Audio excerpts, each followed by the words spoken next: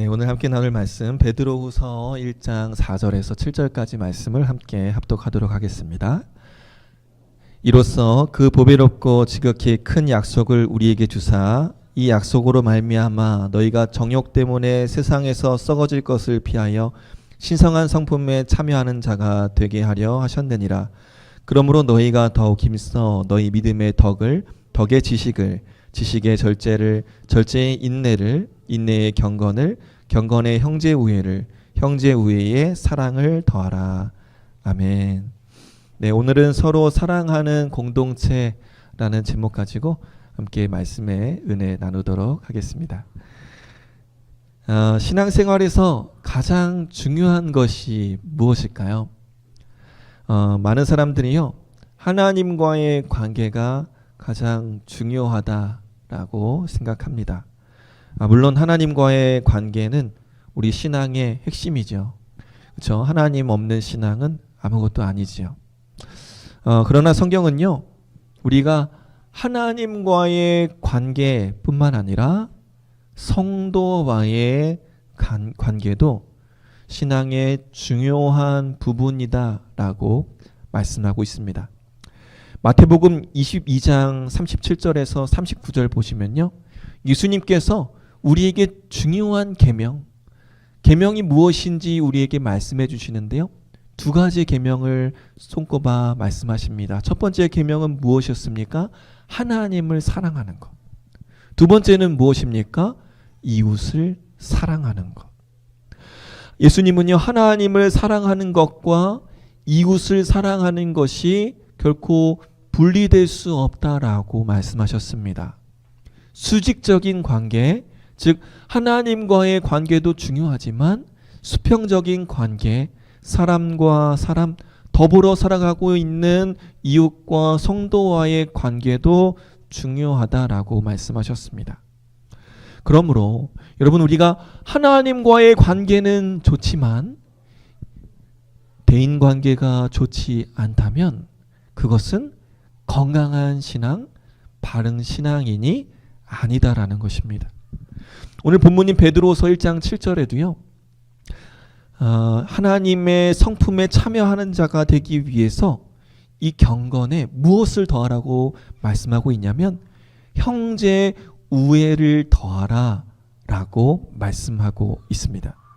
잠시 지난 시간에 살펴본 우리 경건에 대해서 한번 복습해 볼까요? 여러분, 경건이 무엇이었죠?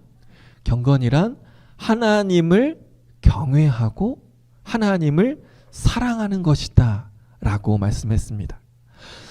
하나님을 경외하고 하나님을 사랑하는 삶이란 구체적으로 어떤 모습을 통해서 드러난다고 했죠? 그래요.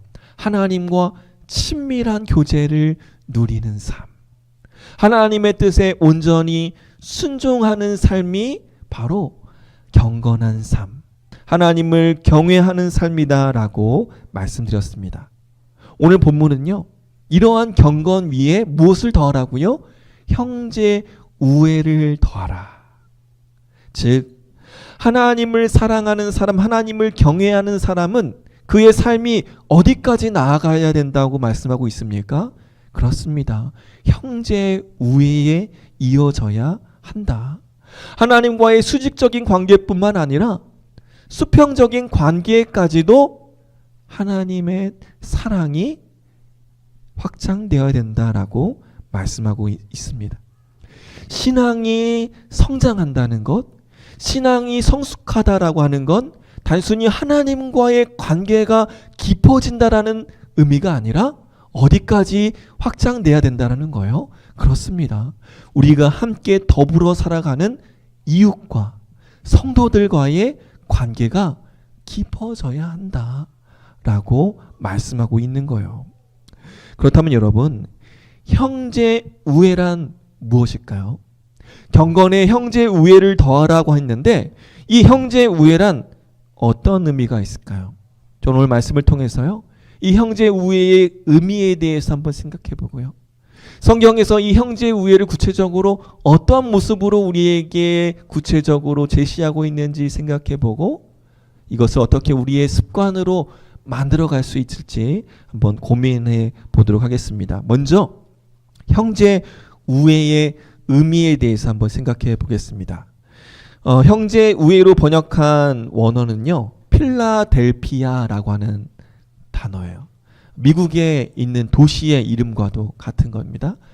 미국에 있는 그 도시가요, 이 원어의 의미를 따서 지은 거라고 하더라고요. 형제 사랑. 근데 이 형제 사랑, 형제라고 하는 단어 때문에 우리 자매들이 조금 소외감을 느낄지 모르겠어요. 그렇죠? 지들끼리만 사랑하고 자매 사랑은 없나? 이렇게 생각이 들 수도 있겠는데요.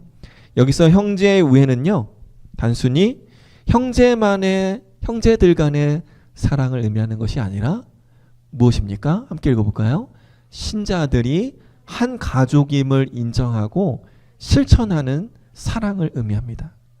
필라델피아라고 하는 단어의 의미가 무엇이라고요?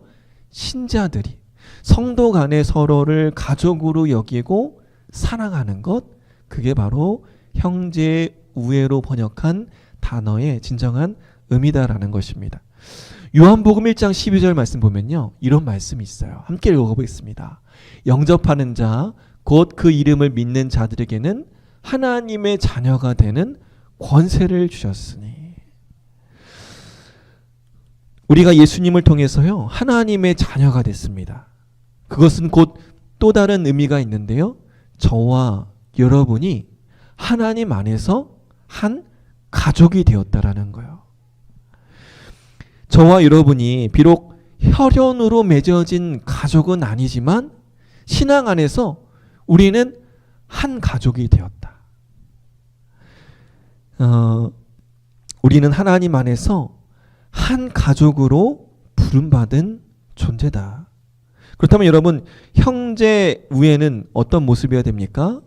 저는 이 한 가족이라고 하는 의미의 형제 우애, 우리가 서로 사랑하는 그 어떻게 살아가야 되는가에 대한 힌트가 담겨져 있다라고 생각해요. 뿐만 아니라 신약 성경에 이 초대교회 성도들이 서로를 한 가족으로 여기며 서로를 어떻게 대했는지에 대한 그 모습을 통해서 우리가 어떻게 형제 우애를 실천할 수 있는지 한번 생각해 보려고 합니다. 첫 번째, 여러분, 형제 우애는요, 이거예요. 서로 존경하는 사랑. 우리가 형제 간에, 자매 간에 서로 사랑한다는 것은 서로를 존중하고 존경한다라는 거예요. 로마서 12장 10절 말씀 보면요, 이런 말씀이 있어요. 함께 읽어보겠습니다. 형제를 사랑하여 서로 우애하고 존경하기를 서로 먼저 하며. 존경하기를 서로 먼저 하라. 이 말씀은요, 단순히 서로에게 예의를 차려라 라고 하는 의미가 아니라 상대를 귀하게 여겨라, 소중한 존재로 대하라 라는 의미가 있는 거예요. 여러분, 세상은요, 높은 자리에 있거나 또는 나이가 많은 사람들에게 존경을 합니다. 그렇죠? 사회적 지위가 높거나 성공한 사람들에게 자연스럽게 존경을 표현합니다. 그런데 신앙 공동체에서는 어떻게 하라고 말하는 것입니까? 서로가 서로에게 존중하고 존경하라 라고 말씀하고 있는 거예요. 나이가 많다고 또는 사회적으로 높은 지위에 있다고 존경하는 것이 아니에요. 서로가 나의 형제요, 자매이기 때문에 서로를 존중하고 존경하라고 하는 거예요. 제가 여러분들을 부를 때 쉽게 반말하지 않고 늘 형제, 자매라고 부르는 이유가 저는 이 말씀을 실천하기 위해서입니다. 반말을 하면요, 심리적인 거리가 줄어들 수 있을지 모르겠습니다. 그런데 동시에 위험이 있어요. 상대방을 존중하고 존경하는 그 마음이 조금 약해지는 것 같더라고요. 저는 우리나라가 선진국이 되려면, 더 나은 사회가 되려면 반말 문화가 사라져야 된다고 생각해요. 우리나라에 있는 존댓말과 반말이라는 독특한 문화가 있죠. 물론 외국어에도 있습니다. 외국 사람들은요, 처음 만날 때 보통 무엇을 물어봐요? 이준 형제? 영어 전문가? 맞아, 이름 먼저 물어보죠. 우리 호주에 사는 유채 형제. 보통 이름 물어봐요. 근데 우리나라는 뭐부터 물어봐요? 몇 살이니? 몇 살이에요? 그래서 나이가 나보다 어리면 이제 말 좀 편하게 해도 될까? 그렇죠? 저는 이런 문화 사라져야 된다고 생각합니다. 아주 쓰레기 같은 문화예요. 네. 이렇게 나이에 따라서요, 반말 문화가 생겨나면 수직적인 관계가 형성됩니다. 그러면 존경이라고 하는 것은요, 자연스럽게 연령에 따라서 결정되는 거예요. 내가 나이 많은 사람한테는 당연히 존중해야 되는 거고 존경해야 되는 거고, 나보다 어린 사람한테는 존중하거나 존경하지 않아도 된다라고 하는 그런 잘못된 생각을 갖게 되는 거예요. 신앙 공동체, 예수님을 믿는 사람들의 가치관은요, 달라야 합니다. 저는 우리 공동체가, 우리 신앙의 공동체가 서로를 존중하고 존경하는 그런 공동체가 될 수 있기를 원합니다. 그렇다고 여러분들이 이제 설교 후부터 누구 형제님, 자매님 이렇게 부르라는 건 아니에요. 이미 그런 여러분들이 오래전부터 불렀던 호칭들을 바꾸는 건 어색하고, 또 바꾼다면 여러분들의 관계가 좀 멀어질 수도 있을 것 같아요. 그런 걸 요구하는 것이 아니라 나보다 나이가 어리다고 해서 함부로 대하거나 또는 존중하지 않는 그런 태도들을 우리가 지양하자라는 것입니다. 예수님은요, 우리가 서로가 서로를 섬기라고 가르치셨어요. 요한복음 13장 보면요, 예수님께서 제자들의 발을 씻겨주십니다. 그리고요, 발을 씻기신 다음에 예수님께서 제자들에게 이렇게 말씀하세요. 내가 너희를 섬긴 것 같이 너희도 서로 섬겨라. 나이가 많은 사람이 나이가 어린 사람을 섬기고, 나이가 적은 사람이 나이가 많은 사람을 섬기고, 서로가 서로를 섬기는 관계, 그런 공동체를 만들어 가라라고 예수님께서 모범을 보여주셨다는 것입니다. 청년 여러분, 우리가 서로가 서로를 존중하고 존경할 때 하나님께서 기뻐하세요. 진심 어린 존경과 섬김이 있는 공동체가 될 때 그곳에 하나님의 사랑이 흐르게 되는 것입니다. 형제 자매 여러분, 혹시 우리가 무심코 옆에 있는 형제와 자매를 함부로 대하지 않았는지 돌아볼 수 있기를 원합니다. 우리의 말과 행동에 형제 우애를 실천하며 먼저 존경하고 서로가 서로를 섬기는 그런 사랑이 넘치는 공동체가 되기를 간절히 소망합니다. 두 번째, 형제 우애란 이렇게 하는 거예요. 함께 읽어볼까요? 형제 우애는 마음으로 뜨겁게 사랑하는 것입니다. 형제 우애란 마음으로 뜨겁게 사랑하는 거예요. 베드로전서 1장 22절 말씀 보니까요, 이런 말씀이 있어요. 너희가 진리를 순종함으로 너희 영혼을 깨끗하게 하여 거짓 없이 형제를 사랑하기에 이르렀으니. 여기서 중요한 것이 무엇이냐면, 이 사랑의 감정이라고 하는 것은요, 어디서부터 근원하느냐? 진리를 순종함으로, 하나님의 말씀을 따름으로 사랑이 샘솟는다라고 말씀하고 있는 거예요. 우리 옆에 있는 형제 자매를 한번 보세요. 여러분이 정말 그렇게 뜨겁게 사랑할 수 있겠어요? 우리의 감정으로는 안 돼요. 그렇죠? 저로 가. 그런데 그 사랑은 어디서 나오냐? 그래요. 진리를 순종함으로, 하나님의 말씀을 따름으로, 그때 내 옆에 있는 지체를 사랑할 수 있는 마음이 생긴다고요. 그 사랑의 마음은 어떤 마음이냐? 마음으로 뜨겁게 서로 사랑하라. 뜨거운 사랑이다라고 말씀하고 있습니다. 그럼 여러분, 이 뜨겁게 사랑한다는 것은 무엇일까요? 열정적이고 격정적인 그런 사랑? 아니요. 여기서 말하는 뜨거운 사랑이란 베드로전서 4장 8절을 통해서 알 수 있어요. 우리 함께 읽어보겠습니다. 무엇보다도 뜨겁게 서로 사랑할지니 사랑은 허다한 죄를 덮느니라. 여러분, 뜨거운 사랑은 뭐예요? 다른 사람의 허물을 덮어주는 사랑을 말하는 거예요. 뜨겁게 사랑한다는 건 뭐예요? 상대방을 용서하는 것을 말하는 거예요. 우리가 살아가면서요, 갈등을 겪을 수밖에 없습니다. 공동체 안에서도요, 서로의 생각이 다르기 때문에 때로는 서운한 감정이 들 때가 있어요. 그런데 이러한 갈등을 해결하지 않고 그대로 두면 공동체는요, 그 사랑이 차갑게 식어버릴 수 있습니다.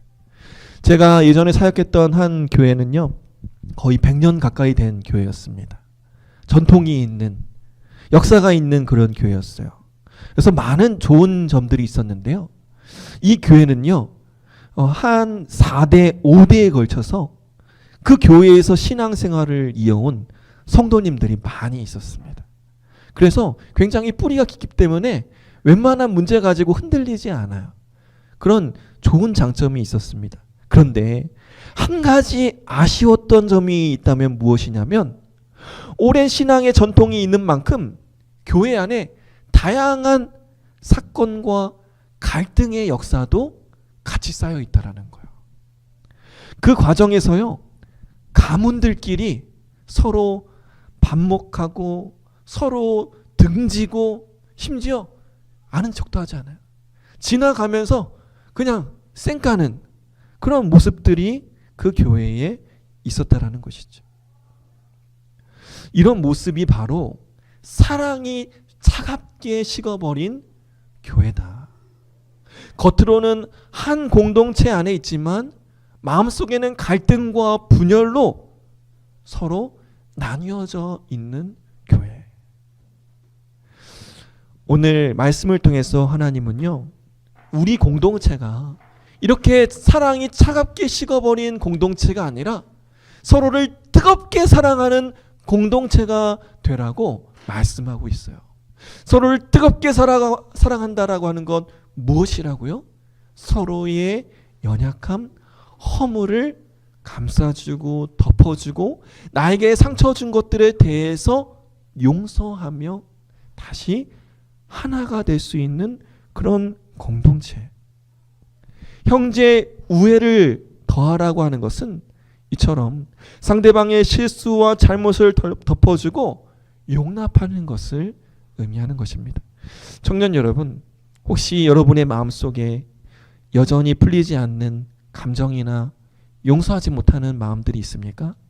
혹시 지난 수련회 때 나에게 상처 준 어떤 나쁜 사람 때문에 이를 갈고 있지는 않습니까?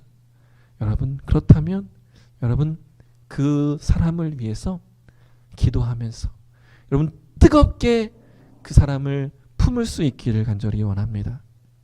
그때 우리 안에 그런 미움의 감정들이 변하여 그를 용납하고 그를 이해하며 용서할 수 있는 마음이 싹트게 되는 것입니다. 마지막으로 세 번째, 형제 우애의 세 번째 의미는요, 성도의 필요를 채우고 돕는 삶을 의미합니다. 형제 우애는요, 단순히 감정적인 영역, 우리의 생각의 영역에 머물러서는 안 되는 거예요. 실제적인 행동이 나타나야 합니다. 우리가 서로 사랑한다라고 하는 것은요, 말로만 하는 것이 아니라 실제적인 도움을 통해서 그 사랑을 증명해야 되는 거예요. 초대교회 성도들은요, 단순히 예배드리는 공동체가 아니었습니다.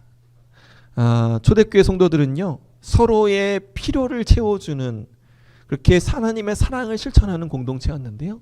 고린도전서 8장 1절 말씀을 우리 함께 읽어보겠습니다. 형제 자매 여러분, 우리는 하나님께서 마게도냐 여러 교회에 베풀어 주신 은혜를 여러분에게 알리려고 합니다.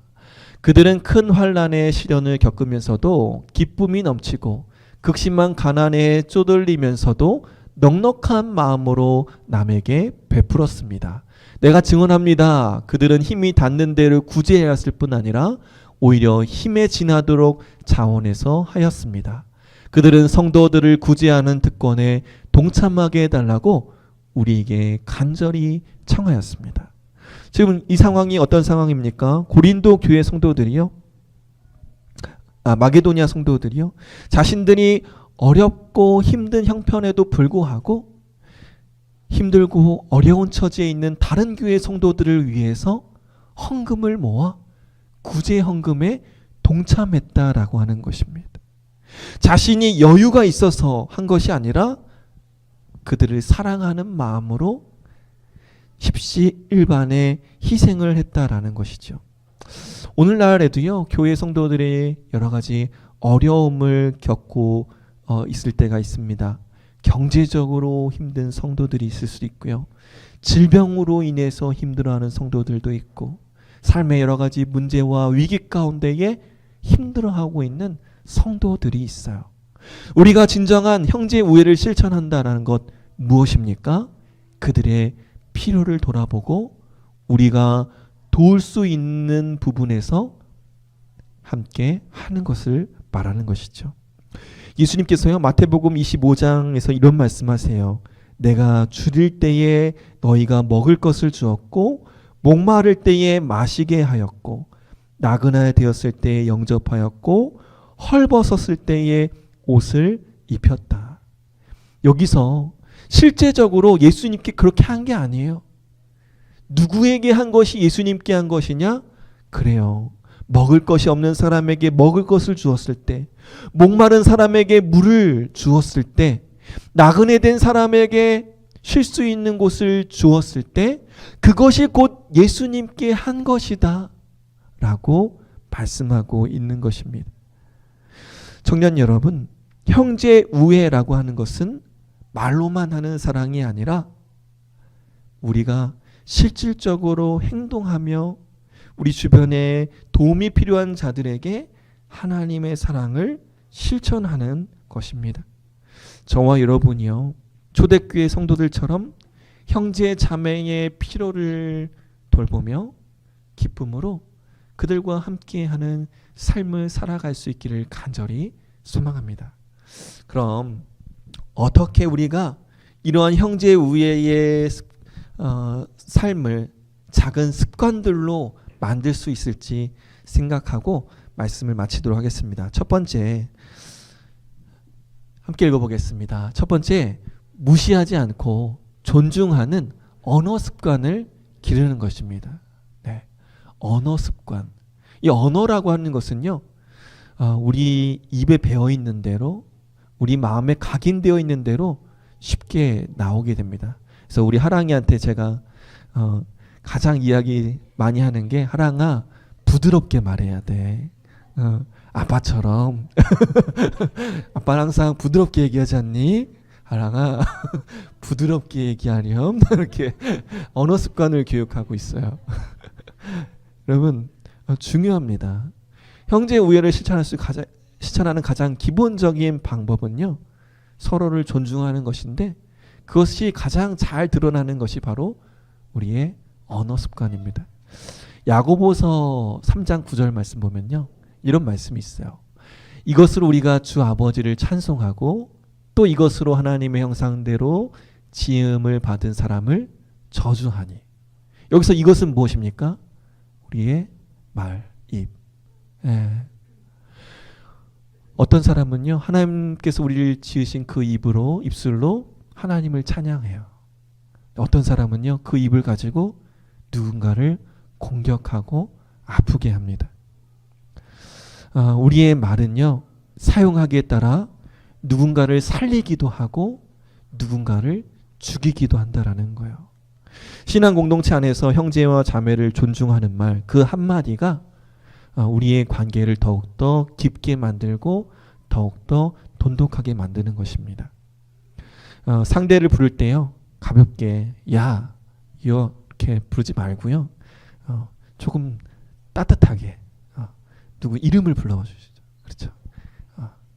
누구 야, 이렇게 부드럽게 부른다면 우리 공동체가 조금 더 서로가 서로를 사랑할 수 있는 그런 공동체가 되지 않을까 싶습니다. 또 아까 우리 설교 서두에도 이야기했던 것처럼 나이가 많다고 해서 대접받으려고 하지 말고, 나이가 어린 사람에게 함부로 말하지 않고 존중하면서 서로를 대할 수 있는 그런 공동체가 될 수 있기를 간절히 소망합니다. 두 번째는요, 용서하는 습관을 기르는 거예요. 우리는 살면서요, 크고 작은 상처를 받으면서 또는 주면서 살아갑니다. 가족 사이에, 친구 사이에, 또 교회 안에서 서운함이 생길 수 있어요. 그러나 우리가 받은 그 상처를 붙잡고 있으면요, 안 돼요. 그 상처를요, 잘 해소해야 합니다. 예수님께서는요, 마태복음 18장에서요, 이렇게 말씀하세요. 7번을 70번까지라도 용서하라. 여러분, 이게 무슨 뜻이에요? 용서를 습관으로 삼으라라고 하는 거예요. 용서는 한 번으로 끝나서는 안 된다라고 말씀하고 있는 거예요. 작은 일이라도 서운한 감정이 생겼다면요, 속으로 품기보다 밖으로 잘 표현할 줄 알아야 돼요.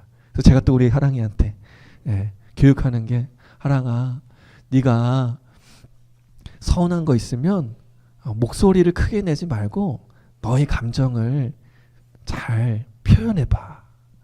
네가 왜 서운한지, 왜 아픈지, 왜 소리 지르고 싶었는지 잘 표현해봐. 그렇게 이야기를 많이 해줘요. 그치, 하랑아? 그래요. 오해가 생겼다면요, 여러분, 직접 만나서 푸는 거예요. 꿍하게 하지 말고. 어떻게 보면요, 교회 안에서 사과하고 화해하기 더 어려운 것 같아요. 그렇죠?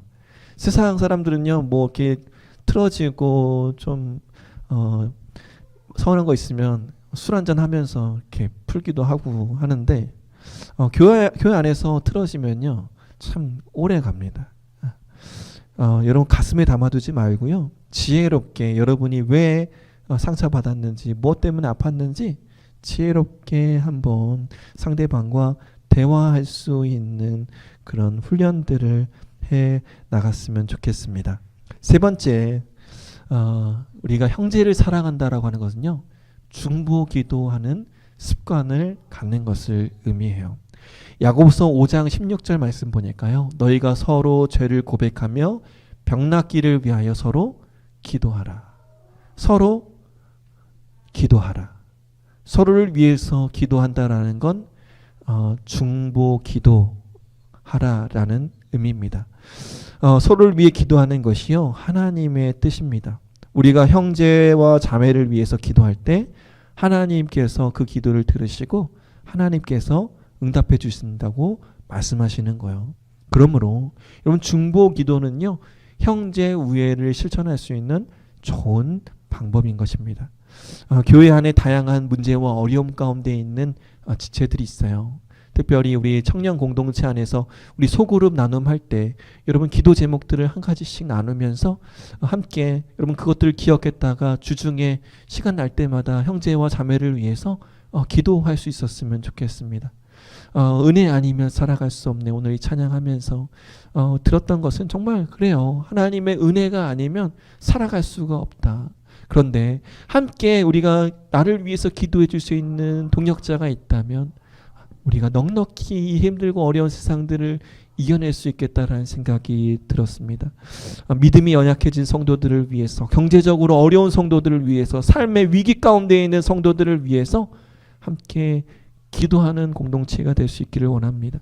여러분, 중보 기도는요, 단순히 하나님 도와주세요 라고 하는 기도가 아니에요. 그들의 아픔에 함께 공감하면서요, 그들의 무거운 짐을 우리가 함께 지겠습니다 라고 하는 의미가 담겨져 있는 기도예요. 그래서 우리가 중보 기도할 때 이렇게 기도하는 거예요. 하나님, 제가 이 형제를 위해서, 이 자매를 위해서 무엇을 하면 좋을까요? 얼마 전에 어떤 지체가 몸이 아프다라는 이야기를 들었어요. 그래서 그 자매를 위해서 기도하는데요, 이런 마음이 드는 거예요. 네가 그 자매를 위해서 뭔가 선물해 줬으면 좋겠다. 그 마음이 하나님의 마음이라는 걸 느끼고요, 그 자매에게 무언가를 선물을 줬어요.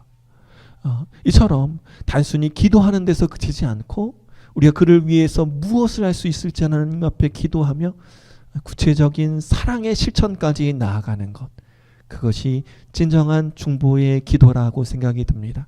사랑하는 청년 여러분, 저와 여러분이 나를 위해서만 기도하는 것이 아니라 다른 사람들을 위해서 함께 기도하는 중보 기도자가 될 수 있기를 간절히 소망합니다. 그것을 통해서 우리에게 베풀어 주신 그 하나님의 사랑을 우리 공동체에 가득 채우며 그런 하나님의 사랑으로 가득한 건강한 공동체를 만들어 나가는 저와 여러분 되시기를 간절히 소망합니다.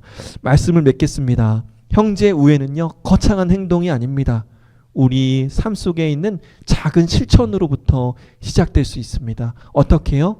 그렇습니다. 서로를 존중하는 언어 습관을 통해서, 서로를 용서하는 모습을 통해서, 서로를 위해서 기도하는 그런 작은 습관들을 통해서 우리 신앙 공동체는 더욱더 따뜻해지고 사랑이 넘치는 공동체가 될 것입니다. 작은 실천들을 하나님 앞에 올려드리면서 우리 강변교회 청년교회가 사랑이 넘치는 아름다운 교회가 될 수 있기를 우리 예수님의 이름으로 간절히 축원합니다.